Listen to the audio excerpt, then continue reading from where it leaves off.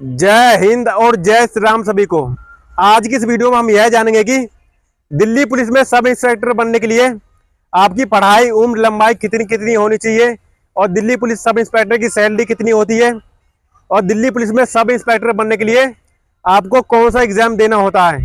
Total A to Z जानकारी आपको इस वीडियो में मिलने वाली है, तो वीडियो को शुरू से अंत तक देखते रहिए क्योंकि ये वीडियो आप लोगों के लिए काफ़ी ज़्यादा हेल्पफुल होने वाली है दिल्ली पुलिस में सब इंस्पेक्टर बनने के लिए। और दोस्तों, सबसे पहले हम यह जानेंगे कि दिल्ली पुलिस में सब इंस्पेक्टर बनने के लिए आपको कौन सा एग्जाम देना होता है। तो दोस्तों, आप लोगों को मैं बता दूं कि दिल्ली पुलिस में सब इंस्पेक्टर बनने के लिए आपको एसएससी सीपीओ का एग्जाम देना होता है और आप एसएससी सीपीओ एग्जाम के द्वारा दिल्ली पुलिस सब इंस्पेक्टर के अलावा सीआरपीएफ, बीएसएफ, आईटीबीपी, सीआईएसएफ और एसएसबी, इन सभी में भी सब इंस्पेक्टर के पद पर भर्ती हो सकते हैं। और दोस्तों, आप एसएससी सीपीओ एग्जाम के द्वारा चाहे आप दिल्ली पुलिस में भर्ती होना चाहते हैं या फिर सीआरपीएफ, बीएसएफ, आईटीबीपी, सीआईएसएफ या फिर एसएसबी, किसी में भी भर्ती होना चाहते हैं, इसमें आपकी पढ़ाई उम्र लंबाई हर चीज़ सेम मांगी गई है, किसी में कोई अलग नहीं है। ऐसा नहीं है कि इसमें आपकी दिल्ली पुलिस की अलग मांगी गई हो हाइट, पढ़ाई, उम्र लंबाई, या फिर CRPF, BSF, ITBP, CISF, SSB के लिए अलग अलग मांगी गई हो, ऐसा कुछ नहीं है, सबके लिए सेम मांगी गई है इसमें। और दोस्तों, सबसे पहले हम ये जान लेते हैं इसमें कि आपकी इसमें एजुकेशन क्वालिफिकेशन क्या होनी चाहिए एसएससी सीपीओ के लिए। तो दोस्तों, आपकी इसमें एजुकेशन क्वालिफिकेशन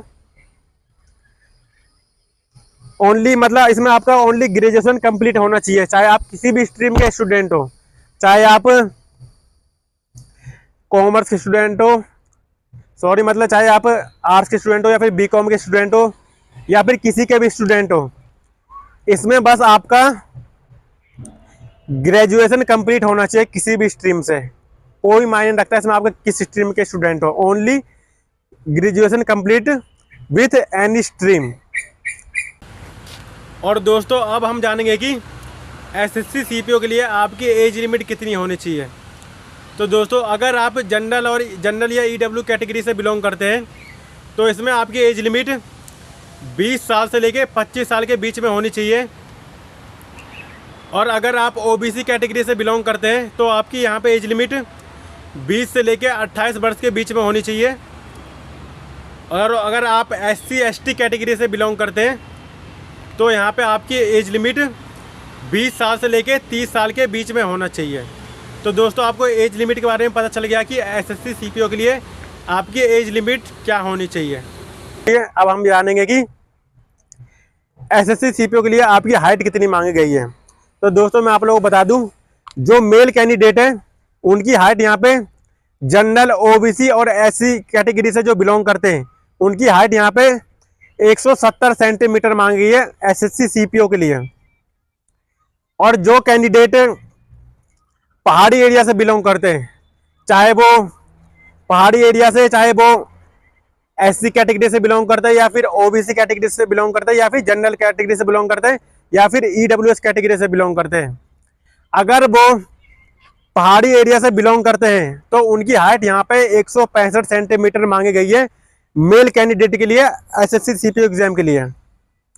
और दोस्तों, अब हम जानेंगे एसटी कैटेगरी के लिए। दोस्तों, जो कैंडिडेट एसटी कैटेगरी से बिलोंग करते हैं, एसटी कैटेगरी यानी कि शेड्यूल ट्राइब्स यानी कि अनुसूचित जनजाति, सीधी सीधी मैं आप लोगों को बता दूं कि अनुसूचित जनजाति यानी कि जो मतलब कैंडिडेट आदिवासी कैटेगरी से बिलोंग करते हैं उनकी हाइट यहाँ पे 162.5 सेंटीमीटर मांगी गई है। और दोस्तों, अब हम जान लेते हैं कि जो फीमेल कैंडिडेट है उनकी हाइट यहाँ पे क्या मांगी गई है एसएससी सीपीओ के लिए। तो दोस्तों, जो जनरल, ओबीसी, एससी और ईडब्ल्यू कैटेगरी से जो फीमेल कैंडिडेट बिलोंग करती है उनकी हाइट यहाँ पे 157 सेंटीमीटर मांगी गई है। और जो फीमेल कैंडिडेट है जो पहाड़ी एरिया से बिलोंग करते हैं, चाहे वो एससी कैटेगरी की लड़की हो या फिर ओबीसी की हो या फिर जनरल की हो या फिर ईडब्ल्यूएस की हो, उसकी हाइट यहाँ पे, लड़कियों की हाइट यहाँ पे जो यानी कि जो लड़कियां पहाड़ी एरिया से बिलोंग करती है, चाहे वो जनरल, ओबीसी, एससी, डब्ल्यू किसी भी कैटेगरी से बिलोंग करती हो, ओनली पहाड़ी एरिया से जो बिलोंग करती है उनकी हाइट यहाँ पे 155 सेंटीमीटर मांगी गई है। और दोस्तों अब हम जान लेते कि जो फीमेल कैंडिडेट एसटी कैटेगरी से बिलोंग करते हैं, यानी कि जो आदिवासी कैटेगरी से जो फीमेल कैंडिडेट बिलोंग करती है, उनकी हाइट यहाँ पे 154 सेंटीमीटर मांगी गई है। दोस्तों आपको हाइट के बारे में पता चल गया। और दोस्तों अब हम यह जानेंगे कि एसएससी सीपीओ के फिजिकल में आपकी रनिंग कितनी करवाई जाती है। तो दोस्तों मैं आप लोगों को बता दूं कि जो मेल कैंडिडेट है उनकी रनिंग 1600 मीटर की भी करवाई जाती है और 100 मीटर की भी करवाई जाती है। यहाँ पे जो मेल कैंडिडेट है उनको 1600 मीटर रनिंग कंप्लीट करना होता है 6.5 मिनट में, और 100 मीटर रनिंग कंप्लीट करना होता है 16 सेकंड में।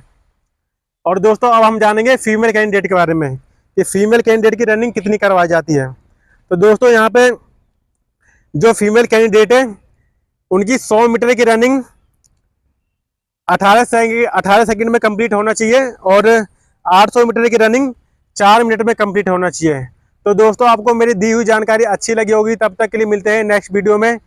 जय हिंद, जय भारत, वंदे मातरम, भारत माता की जय।